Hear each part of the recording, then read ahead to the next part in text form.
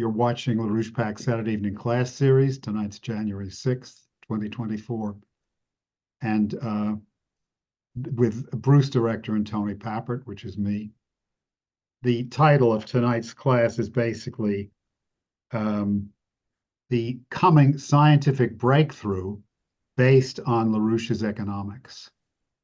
And with that, I'll reintroduce Bruce Director to tell us, to review somewhat where we've been, especially considering we had a 2-week hiatus in this class, and to introduce tonight's subject. Go ahead, Bruce. Okay, well, it's good to be here again.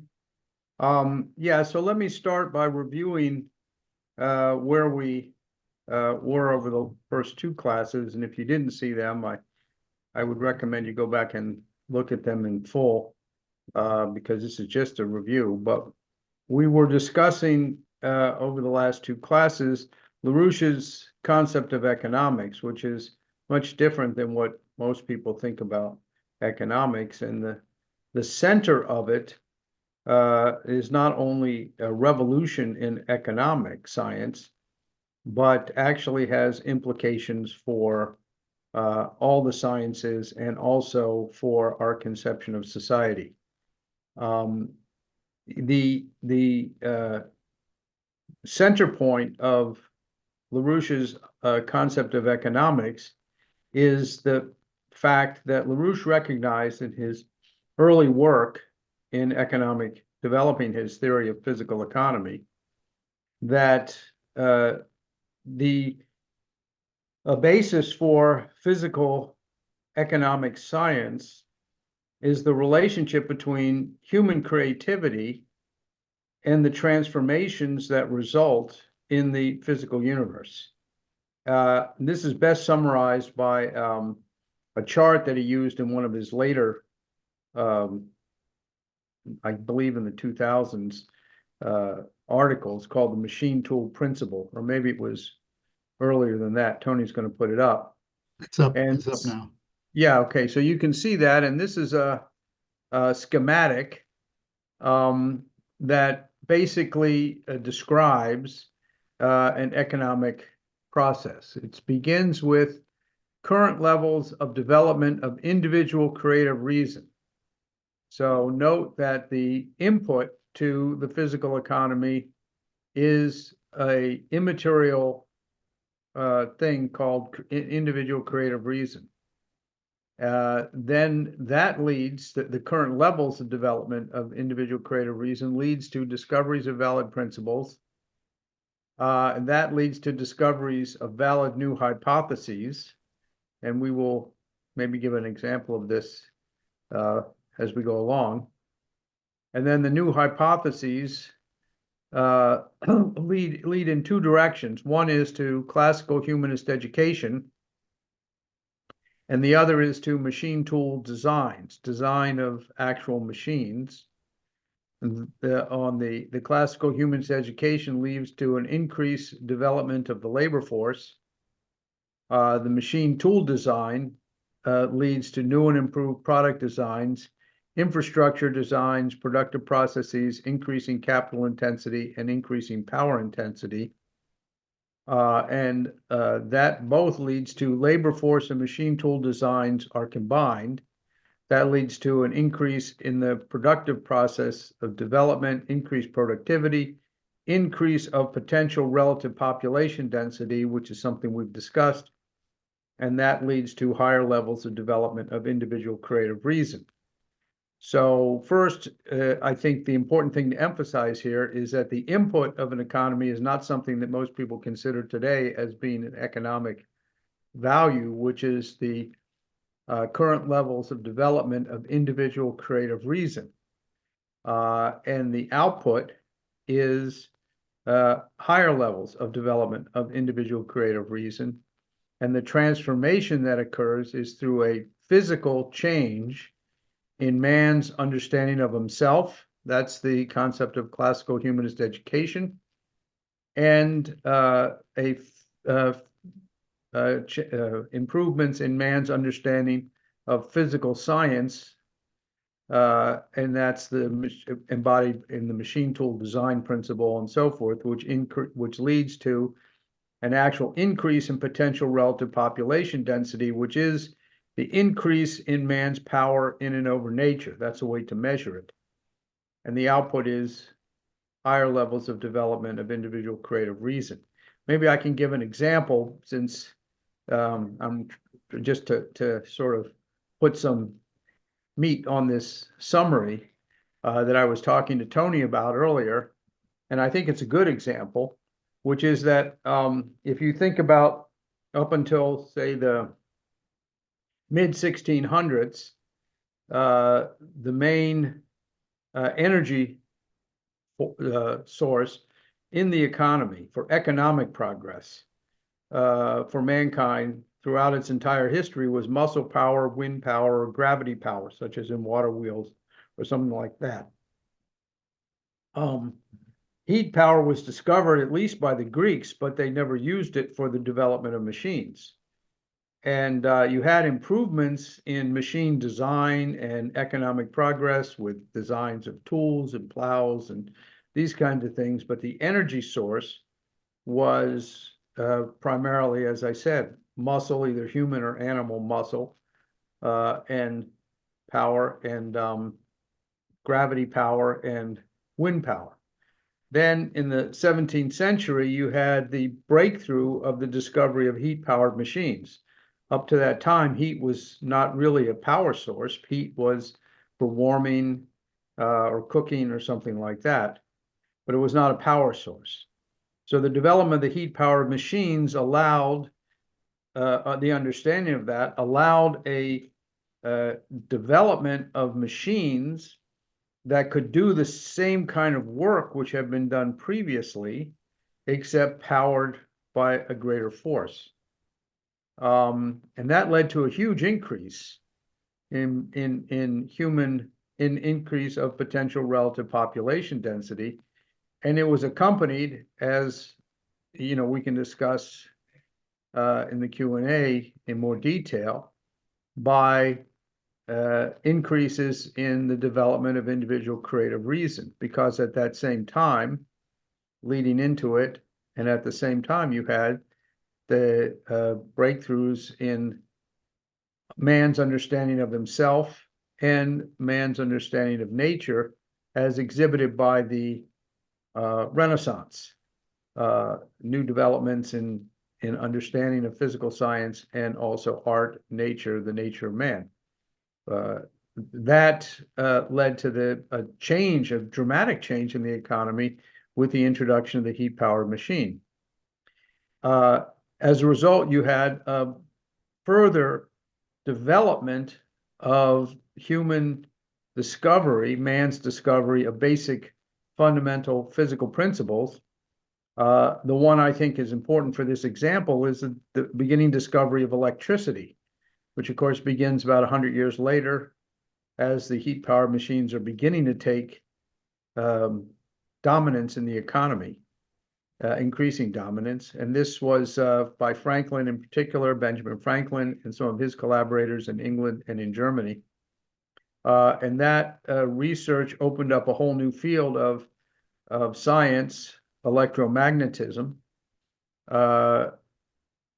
which at the time was seen just basically as basic science. Gauss applied electricity for the development of a telegraph, but there was very little understanding that electricity could actually be an economic, make a difference in the economy. And as the 18th century developed, we had the discovery of a new technology in terms of electric motors and so forth, and generators, and that led to the introduction of electricity as a major power source. So if you think about that in the economy, so if you think about that, you had the discovery of a creative, an improvement in the creative powers of the mind, and then that led to new machines. That then opened up previously uneven thought about. Physical principles like electricity, which then becomes as a result of that development and the intellectual development that resulted in the discovery of the principles that enabled man to harness electricity as a power source. And now those heat-powered machines became the generators of electricity, which became the new generators, the new power source, and a completely different power source for the employment of machine tools. So I think that kind of illustrates, as an example, the principle that we've been talking about. Do you think that sort of sums it up, Tony? Yeah, you bet. I mean, so, I mean, we described in the mailing the overcoming of reductionism, and maybe you should say something about what that is, but or in context anyway. But the need to overcome reductionism for advances in science today, especially on the question of life. Do you want to cite other examples of that to show what it means to overcome reductionism to create scientific breakthroughs? Yeah, that's a very important idea. And let me try and do that in this context. Because what I described, I think, though it's might be a little bit, I mean, it's very unique discovery to LaRouche and requires a lot of study. It has huge implications. It has implications beyond and is deeply connected to fundamental principles of science and the way we think. And this question of reductionism is very important. One way, I think, to get at that is the way LaRouche often posed it. And I had many discussions over, I guess, about a 25, 30-year period with LaRouche personally, beginning with the time that I began to visit him in prison, where he was unjustly being held, as a result of the attacks, political attacks on him. Long before lawfare was considered a general part of American politics, it was used against LaRouche. And he raised the question, what are the implications for our understanding of physical science and life of what we have demonstrated with economics? In other words, in his concept of physical economy, you have an empirical, scientifically measurable demonstration of the relationship between an immaterial action, the creative powers of the human mind, and producing an actual physical result. And so for him, that meant that the characteristic of the universe had to be congruent and consistent with human creativity. Now, he emphasized that human creativity is a unique force in the universe because it's a willful power on the part of mankind. Man wills new ideas to come into existence. And that's always accompanied by an emotional power, a passion to discover new ideas, but that's integrally tied to man's basic existence, because without developing new concepts of man and nature that are then applied in society and in our understanding of science and so forth, the human race can't exist, because we have to change our relationship with nature in order to grow. And the human race is the only species that actually does that. Many animals build tools or construct things like beavers and so forth, but they don't grow beyond their numbers.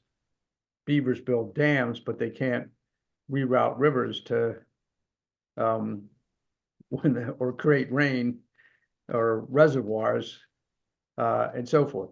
In any case, LaRouche always emphasized that this is a characteristic of the universe as a whole.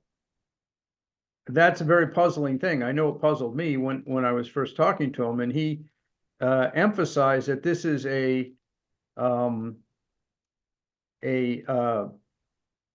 basically the subject of the intellectual development of mankind was the understanding of the relationship between this immaterial quality or spiritual quality, which is the creative powers of the mind, and the physical universe itself. And he pointed to, ancient societies, imperial societies like the Babylonian Empire, and also various other, the Roman Empire and so forth, where the prevailing ideology was that there's an absolute separation between immaterial and material. This is also the conflict between Plato and Aristotle. So, and in the most extreme cases, such as the case of the Bogomils or other cults, Venetian cults, the material, the religious version of it is that the spiritual world or creativity or anything having to do with human creativity is maybe connected to God, but it has no place in the physical world. The physical world is governed by Satan, and therefore you need an imperial society, an emperor, and to control you. And since you're when you're alive, you're in a body, in a physical body, and therefore you have to separate whatever creativity you might have is ultimately unimportant because it's in a body, and there, all these kinds of paradoxes which come out of that. So the idea of reductionism came about as a scientific method, but it really has its roots in this old philosophy. Yes, that's true. And it had its roots in the old philosophy, where that the physical world is governed by material interactions, and the spiritual world is governed by immaterial interactions, but the two don't have anything to do with each other. And therefore you have to reduce everything in physical science to the study of material interactions. I think I can give a quick example of that, which will make it clear. Let's take the case of Kepler's discovery of the principle of gravitation.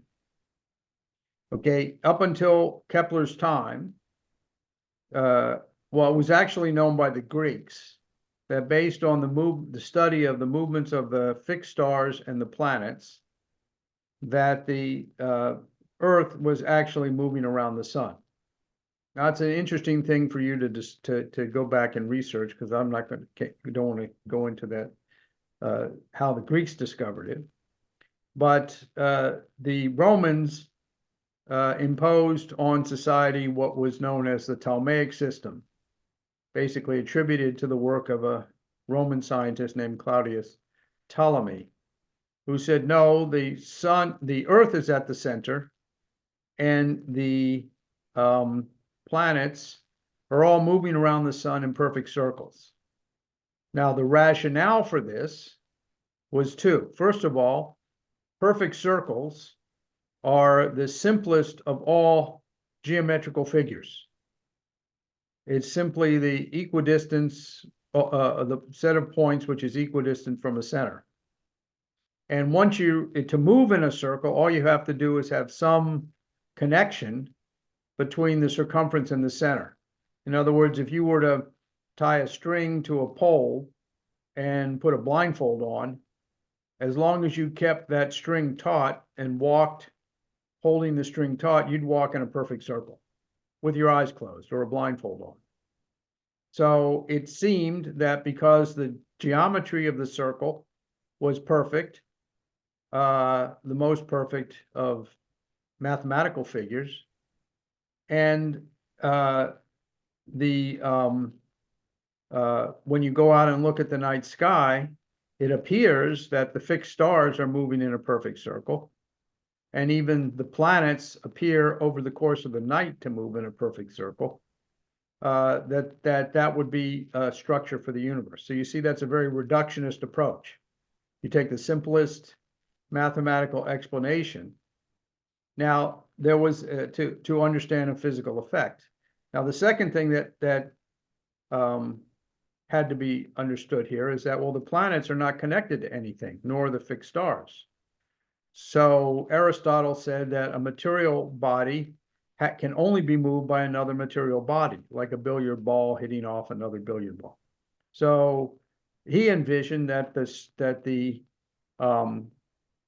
planets were encased in crystalline spheres that were completely transparent, and that these spheres were rotating around the sun, and it was the motion of those spheres which moved the planets.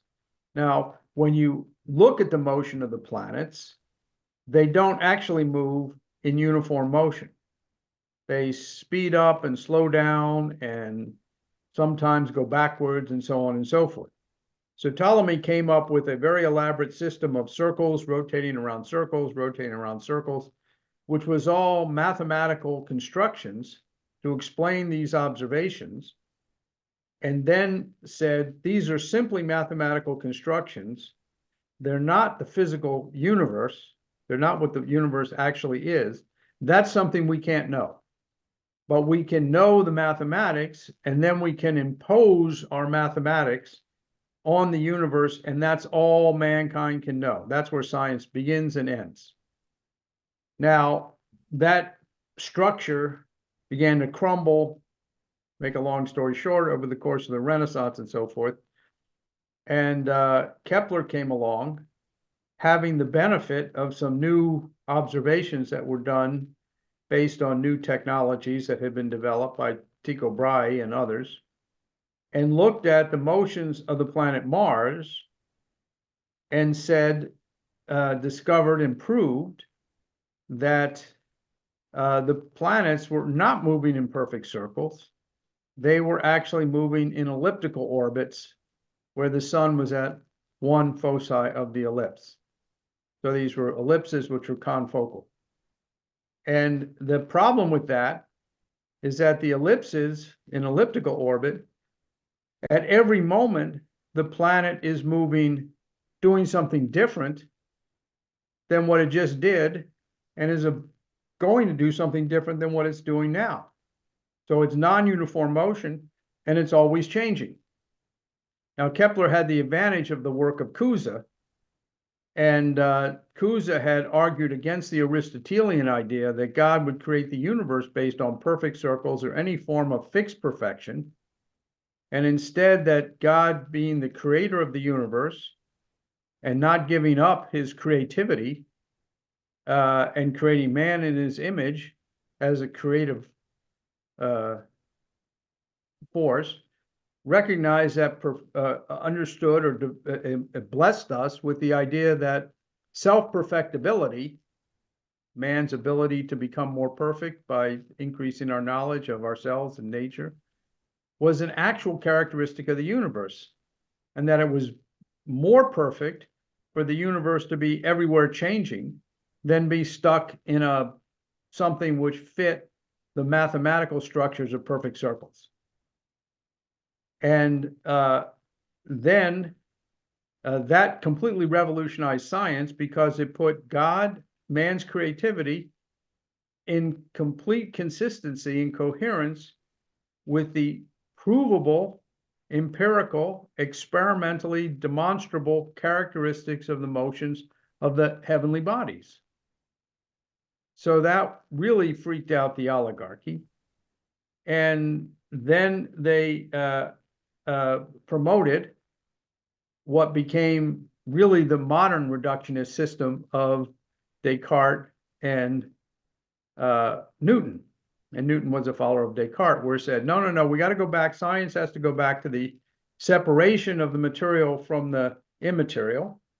And Newton invented this idea, his idea of gravity, which was different than Kepler's. Actually, let me just interpose something I forgot, that Kepler said that the planets were actually being moved by an immaterial power, which he called gravity, which he used the Latin term species, which is the Latin translation of the Greek word idea. So you see, Kepler really understood that this was a connection to the way God relates to man and man relates to the universe, and said that the physical universe also has this characteristic. Gravity is an idea, an immaterial power, which can move material bodies, and that's what gravity is. So Newton came along and said, no, that's not the case. What gravity is some force, which we don't know what it is. All we know is that it attracts bodies at a distance to each other, proportional to the inverse square of the product of their masses, proportional to the inverse square of their distances. That formula is an old formula, which really was discovered by Leonardo da Vinci with respect to light, but that's a digression. So you see, Kepler removes the idea of creativity, or the relationship between ideas and physics, and instead creates a mathematical construct which he himself could not account for. And that's where he made his famous statement, hypothesis non fingo. I don't make any hypothesis. I just make a mathematical structure. And if you accept my mathematical structure, then you can mathematically determine the motions of the planets. Like the Babylonians. It's just what the Babylonians did. Absolutely, yeah. The mathematical formulas determined when the eclipse would be. Right. And the eclipse as a real phenomenon with real bodies is out of the equation. Exactly. And of course, Newton's inverse square law breaks down because you can't calculate using it the actual motions of three bodies interacting together. As soon as you have three bodies attracting each other by the inverse square law, it becomes so mathematically complicated to solve that you can only approximate it. So it leaves a big gap. And reductionism always leaves a big gap between the way the world is and what the mathematics claims to prove. You want to take up some of what we also referred to in that email of the current struggles with reductionism on questions of living things? I mean, yes, yeah, that's very important. And let me go back to some of my discussions with LaRouche, both in prison and after he got out of prison, because the other thing that was quite profound about what he always insisted on was the nature of life. And this, of course, goes back to both what we're talking about today in terms of the difference between LaRouche's understanding of economics and the current mathematical models of economics that are being fueled by the so-called artificial intelligence craze and computers and so forth. And as we mentioned in the first class, this, of course, was the impetus for LaRouche's work on physical economy, was his rejection of the early attempts to introduce what today people call, wrongly, artificial intelligence, because it's neither artificial nor intelligent. But That was the work of Wiener and Shannon and so forth, which tried to claim that the human mind can be modeled by a computer. Tony recently and I reviewed at Tony's instigation Turing's original paper on a Turing machine. Can a machine think? Well, it's referred to now as the Turing test. The Turing test, yeah. Maybe that wasn't the title, but if you want to find it, it's the Turing test. Yeah, give us you might. I mean, oh sure, I'll tell you what it is. It's unbelievable. Well, I'll tell you what it is. It's unbelievable. Yeah. I mean, Turing. I don't know all about him, but he was a badly demoralized person many times in his life. He says, well, the Turing test. The point, what the Turing test is supposed to be, you find many references to it, but for some reason nobody links to the actual paper of Turing. I think it was either 1950 or 52. I think 1950. The question is, can computers think, and how do you know if they can or they can't? That's what the Turing test is supposed to test. So what Turing says is, I mean, you can read it. He literally, I'm not making this up. He literally says it.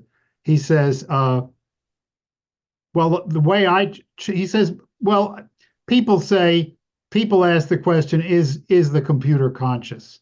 I refuse to address that. But he says, hey, as a practical matter, how can you tell if a computer can think?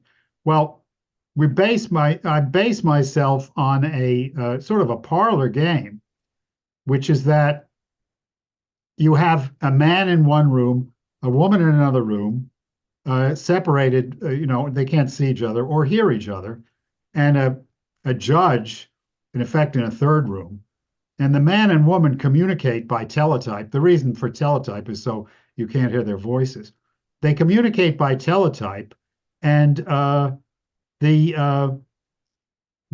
attempt to conceal. The man attempts to confuse the others into thinking he's a woman, and vice versa for the woman. So they communicate by teletype, and the judge is supposed to judge, which is the man and which is the woman. So he says, well, whatever the utility of that experiment is, he says we'll do a similar test whether computers can think. In one room you have a computer, in another you have a human being. They communicate by teletype in the same way, and the human judge reads the teletypes and determines which is the computer, which is the person. So, I mean, it goes from there to say, well, the computer, of course, has to have feedback, which, today we call, machine learning, as witnessed by large language models and so forth. But the words didn't exist then. So the computer has feedback so that it learns from experience. And to prepare the computer for this test, you have to raise it from childhood, human childhood. So it goes through the stages of human childhood, and it, remembers the lessons taught to it. In Turing's essay, the lessons are mostly taught by a battle axe sort of grade school or kindergarten teacher who's constantly rapping the knuckles of the poor computer for not learning its tables.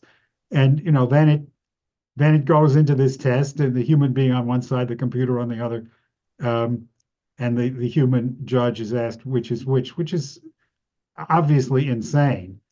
I mean, you can think. I mean, I think you can, without me saying any more than that, you can determine that it's a completely insane procedure. End of story.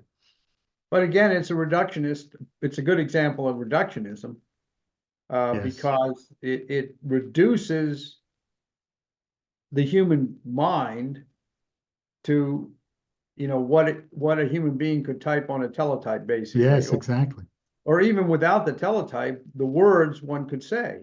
Yeah. But we all know, and as we've discussed many times in these classes we give, and LaRouche emphasized, and from your own experience, that ideas cannot be reduced to the grammar and to the words. All you have to do is read a monologue by Shakespeare, or even a scientific document that, or just trying to explain to your spouse or to a friend an idea you have, you know that it's not communicable directly by the words. There's something, it's, as Burt Langler said with respect to music, it's between the notes. It's what LaRouche emphasized was the question of irony. And in this regard, LaRouche was very emphatic that this has to be the approach of science. And I think that is the approach Kepler took, and he's one of the very few scientists who not only made discovery, but really in detail talked about what he did and the thinking that went into it. If you have really want to dig into it, you can read Kepler's works directly. Many of them are translated into English. So the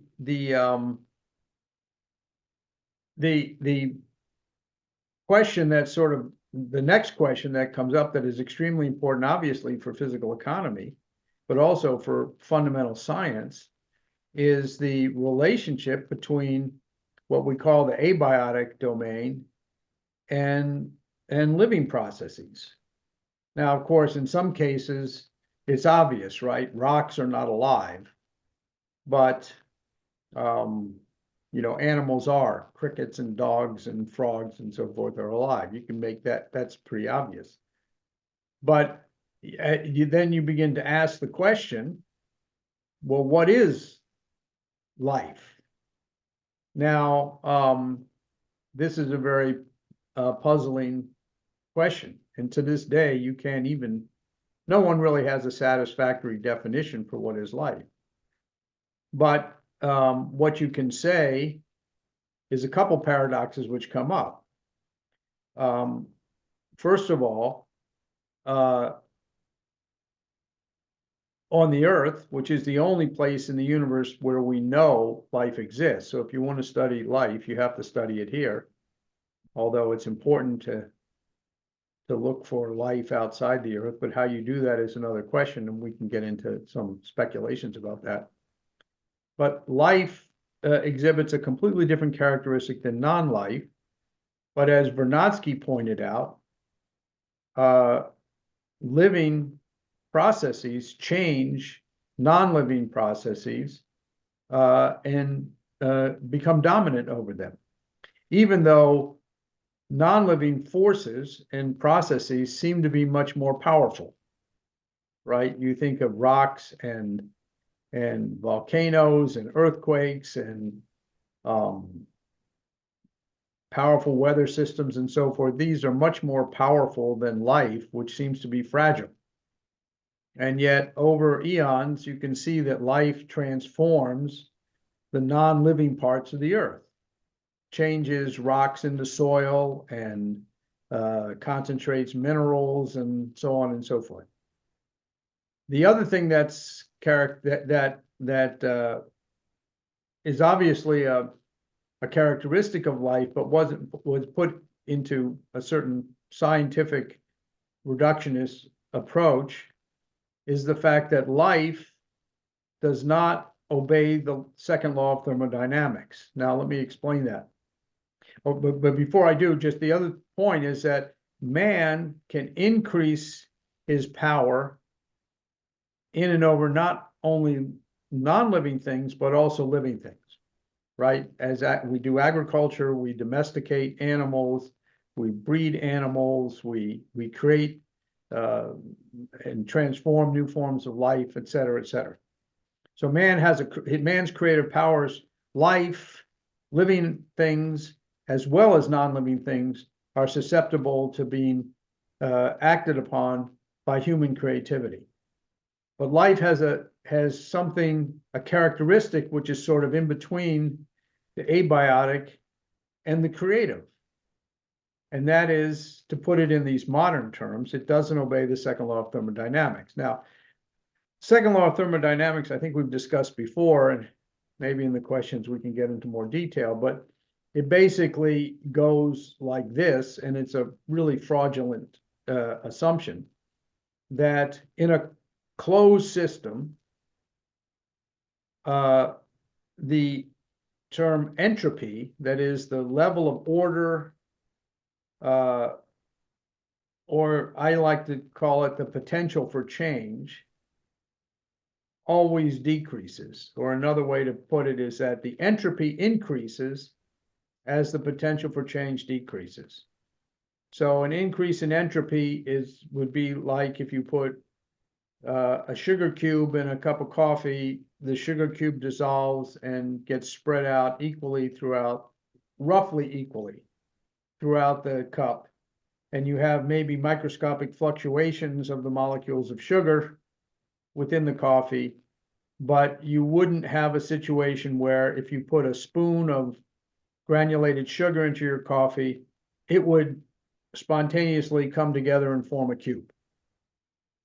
So that's sort of an example, an empirical example of what people would call the second law of thermodynamics, that the tendency of a closed system is for the system to go from states of higher order or disequilibrium to states of equilibrium, because equilibrium is a more probable state. And there's all kinds of mathematical proofs of this, which never really prove it, but they give a credible argument. So now, in the 19th century, Lord Kelvin and others extrapolated this to the universe as a whole, saying the universe is a closed system, and therefore the entropy of the universe is always increasing, meaning that the ultimate goal of the universe or destiny of the universe is heat death, that ultimately the universe is going to go into a state of equilibrium where nothing can change.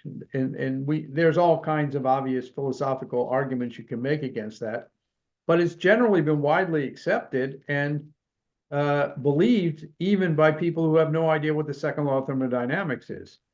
I think people generally believe that, as Wiener said, you know, the universe wants to go into a state of disorder and equilibrium, and you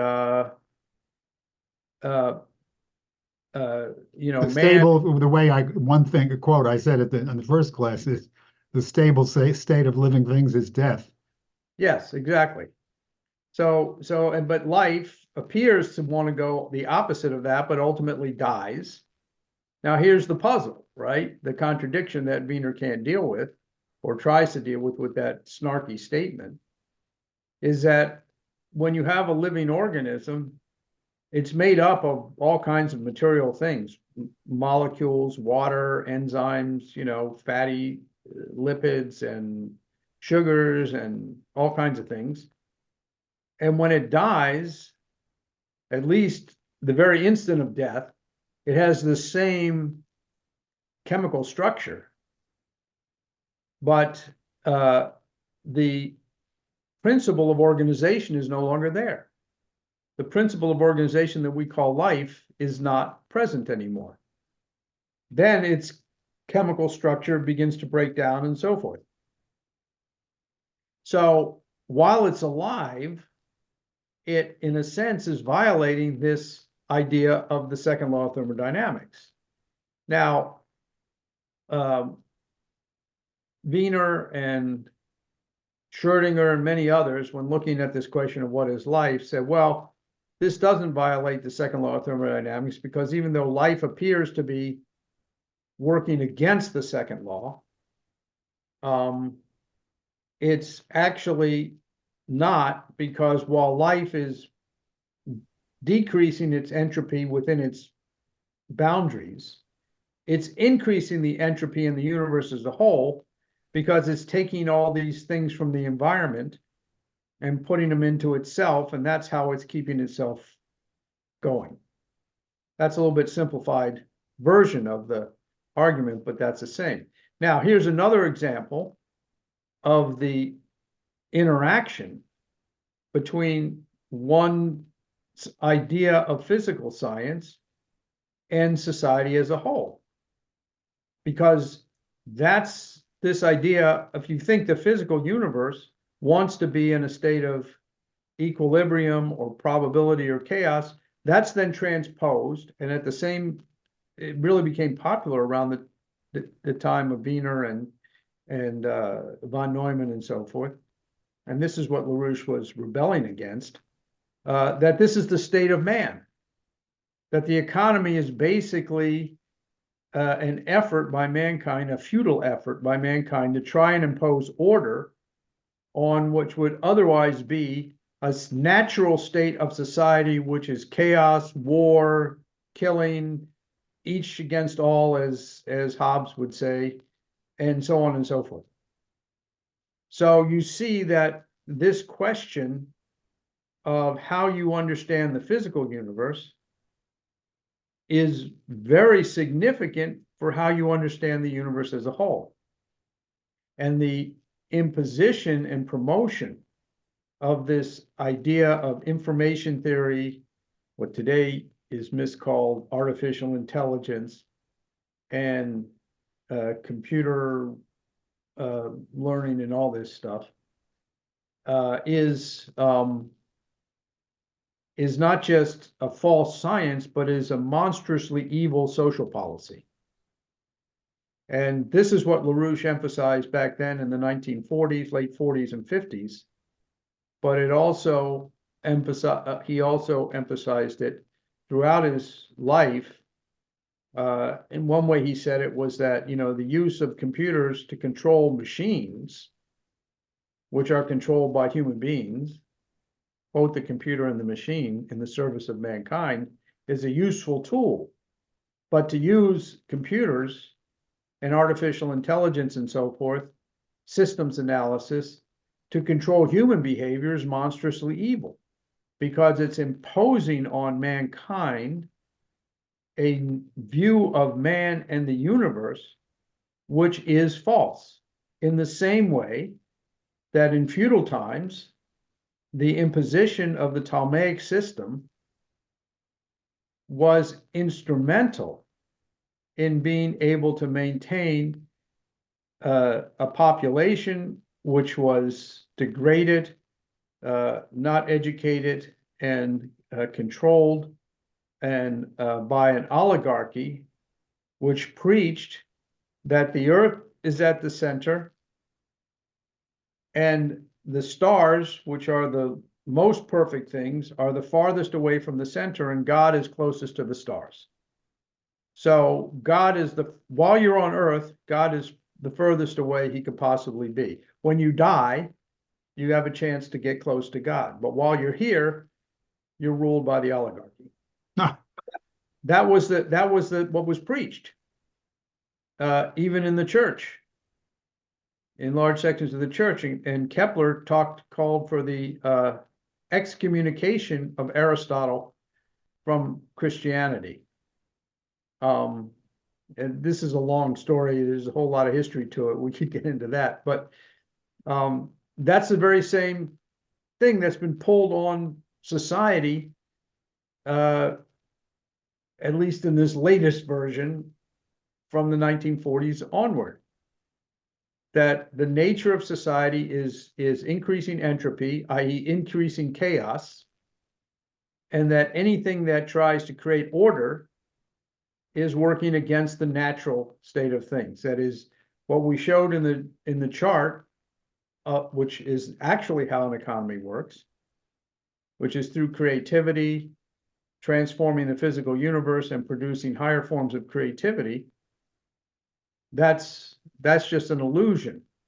Really, what you're doing, what is happening, is everybody is just each against all, and you need the more powerful elites to keep this whole mess under control. Now, I don't think I have to go into detail, that you can probably recognize that this is exactly the kind of argument we're having right now in the American election campaign, and basically in societies all over the world, about the fight against globalism and the evil that represents. So the question of how life exists and how life functions now is, in a certain sense, a battlefield, in addition to what's going on politically. And these are tied up. very closely. Because as a result of a lot of scientific breakthroughs which have occurred, especially in the last, say, I'd say 20, 30 years, which are based on some fundamental things that were done back in the 50s and 40s, like the development of lasers and control of X-rays and all these kinds of things. We have a huge amount of diagnostic capability to discover how life is functioning. And the more we discover, the less the reductionist principles, which have dominated science, become applicable or even viable at all. And there's a growing discussion and debate right now, especially among chemists and biologists and others, who are coming to the realization that a new approach towards understanding life and understanding physics has to come into existence. And there's some creative things that are approaches to this. I think I referred before to the work of Lee Cronin and Sarah Walker on assembly theory. There are also other biologists and scientists, Jeremy England and others, who are trying to come up with concepts that can explain life as a process which is as that doesn't go along with the second law of thermodynamics. And in fact, in even some cases, they talk about this as being a creative process.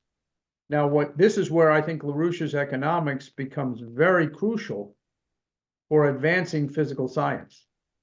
Because what Lynn pointed out is that when you look at that model of physical economy, which is centered on creativity, and you look at the reflection of that kind of relationship in both life, living processes, and non-living processes, and in the universe as a whole, as he often would describe it, the universe itself is fundamentally creative, and it's always creating new forms of organization and existence.